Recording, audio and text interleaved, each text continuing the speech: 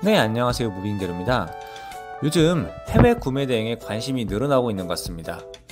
해외 구매 대행이 초기 자본이 다른 사업에 비해 적게 들고 리스크가 적어 쉽게 접근은 할 수 있어야 좀 알아야 될 것들이 상당히 많은 것 같아요. 유튜브나 카페에 다 찾아보면 있는 내용들인데 이곳저곳에 퍼져 있다 보니 찾기가 어려운 것들이 좀 많습니다. 실제로 해보지 않고는 모르는 것들이 있는데 제가 궁금해서 직접 확인한 것과 또 주변에 같이 하시는 분들이 많이 궁금해 하시는 것들을 한번 정리해 봤습니다. 자, 그럼 한번 시작해 보겠습니다. 자, 1번. 자, 한 명이 여러 개의 동일 업종 사업자를 낼 수 있는가? 일단 이 질문의 답은 일단 가능하다입니다. 규정상 한 사업자의, 즉 한 주소지에 동일한 사업자를 내는 것은 불가능하지만 주소지만 다르다면 동일한 사람이 여러 개를 내는 것은 가능합니다. 자, 그 다음에 이어서 2번. 여러 개의 사업자가 가능하다면 한 주소에 가능한가? 자, 이 부분 같은 경우는 규정상 앞에 말씀드렸듯이 불가능하다고 저는 답변을 받았습니다. 그런데 유튜브나 다른 거 찾아보면은 한 사업자, 즉 자기 집에 3개씩 냈다 그런 사람도 있고 어떤 분은 5개 냈다는 사람도 있고, 그런데 이 부분은 좀 세무서 재량으로 좀 한 것 같아요. 제가 세무서 여러 명과 한번 연락을 한번 해봤는데 다들 말하는 게 조만간 이거 한번 정리를 할 예정이라고 들었어요. 그래서 저는 무리하지 않고 그냥 다른 주소에다가 사업자를 지금 낸 상태입니다. 자, 다음 세 번째. 한 번에 여러 개 사업자를 동시에 신청이 가능한가? 예를 들어서 제가 인천에 사업자를 하나 내고, 그 다음에 또 이제 바로 그날 충주에 사업자를 하나 내고, 또 바로 그날 부산에 사업자를 내고 한 번에 이렇게 여러 개를 냈어요.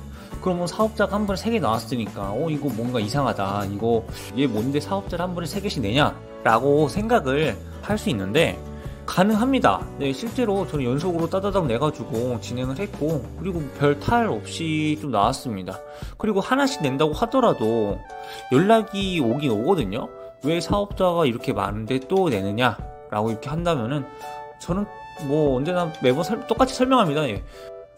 원래는 쿠팡에 상품 등록 개수 제한이 없었는데 작년부터 이제 10,000개로 줄어들면서 사업자를 여러 개 낼 수밖에 없는 상황이 왔다. 자, 그래서 사업자를 좀 내려고 한다 라고 이렇게 답변을 하면은 지금까지는 다 내줬습니다.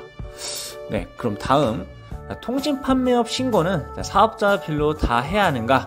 자, 통신 판매업 신고는 우리가 네이버 스마트 스토어나 그 쿠팡에 입점을 할 때 등록을 해야 되는 겁니다. 근데 이 통신 판매업 신고라는 것이 이제 사업자 낼 때마다 하나씩 또 해야 되냐, 이 돈이 또 들어가 또 해야 되느냐 이렇게 물어보는데, 해야 되는 것이 맞습니다. 이 통신 판매업 신고하는 것에 사업자 명이 들어가기 때문에 꼭 사업자별로 이렇게 신고를 해야지만이 1대1로 매칭이 돼서 이렇게 신고를 꼭 해야 됩니다. 자, 5번. 식기류 판매 식품 영업증도 사업자별로 다르게 받아야 하는가? 제가 만약에 1번 사업자에서 식기류 판매 위에 식품 영업증을 받았어요. 그래서 제가 이거를 이거 식기 영업증 받았는데 이거를 내가 3번 사업자에서도 식기를 팔아서 이거 영업증이 있으니까 이걸 사용하면 되지 않을까 라고 이제 생각할 수가 있어요. 근데 이거 식품 영업 등록증 받아보면은 거기에 사업자 그 명이 써 있거든요. 즉 1번 사업자를 기준으로 받았으면 1번 사업자 명이 써 있어서 1번 사업자로만 이제 판매가 가능한 겁니다. 그럼 3번 사업자로는 받을 수가 없냐? 그럼 3번 사업자로 식품 영업 등록증을 또 받으면 돼요. 대신에 교육은 한 번만 이수해도 돼서 처음에 교육을 이수했으면은 두 번째 영업 등록증은 교육 이수 없이 바로 등록증을 발급받을 수가 있습니다.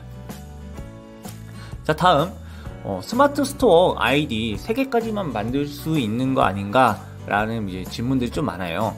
스마트 스토어를 이제 가입할 때 2가지 가입 방식인데, 기존에 네이버 아이디를 갖고 있는 분들은 네이버 아이디로 가입을 하는 경우도 있는데, 이런 경우 3개까지만 네이버 아이디를 만들 수 있어서 3개까지밖에 가입이 안 된다라고 이제 알고 계시는 분들이 있어요. 그런데 스마트 스토어는 네이버 아이디 말고 판매자 아이디로 가입하기라는 것이 있거든요. 그래서 판매자 아이디로 가입할 때 구글 아이디 이용해서 가입이 가능합니다. 그리고 구글 아이디 같은 경우는 거의 무제한으로 만들 수 있기 때문에 스마트 스토어는 거의 무제한으로 가입이 가능하다. 단 사업자가 그만큼 있다면, 네, 이렇게 답변이 될 수 있을 것 같습니다. 다음 7번. 쿠팡은 핸드폰 번호 하나당 가입할 수 있는 아이디가 2개라는 이제 질문이 있는데,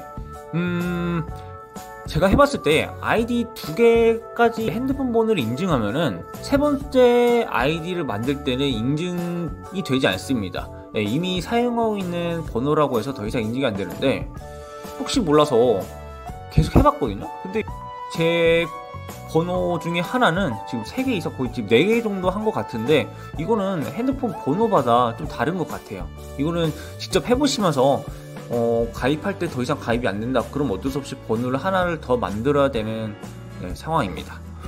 저 같은 경우는 투폰 플러스 사용하고 있고, 그리고 또 알뜰폰으로 하나 개통해서 그것으로 사용하고 있습니다. 자, 다음 8번. 스마트 스토어 대량 등록 계정 정지 위험. 자, 이것도 이제 질문이 좀 많아요.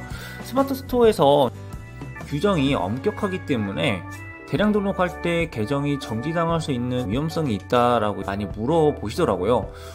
스마트 스토어가 좀 규정이 엄격한 거는 맞는 것 같습니다. 그런데 우리가 보통 미서실을 이용해서 업로드를 할 때 이미지 걸러내고, 그 다음에 키워드 작업하면서 최대한 걸러낼 수 있는 것을 걸러내기 때문에 제가 생각하기엔 큰 문제는 없을 것 같다고 이제 생각합니다. 저는 아직까지 그렇게 문제된 적이 없어서, 네, 지금도 잘 대량 등록을 진행하고 있습니다. 네, 다음 9번. 꼭 수업을 들어야 하는가? 자, 이거 같은 경우는 뭐 사실 질문이라기보다는 왜 수업을 이제 들어야 되는가에 대해서 말씀을 좀 드리고 싶은데, 솔직히 혼자서 물건을 잘 팔면은 굳이 뭐 안 들어도 된다고 생각합니다. 잘하는데 뭐 굳이 뭐 들을 필요가 있나? 그런데 대부분 이제 어떻게 팔 줄도 모르고 어떻게 다음에 뭘 해야 될지, 그러다 보면 잘못된 방향으로 이제 가는 경우가 많기 때문에 수업을 듣는 것을 저는 추천을 드리고 있습니다. 좀 이렇게 말하면 좀 예시가 될란가 모르겠는데, 예를 들어서 우리가 고등학생들이 학원에 많이 다니잖아요.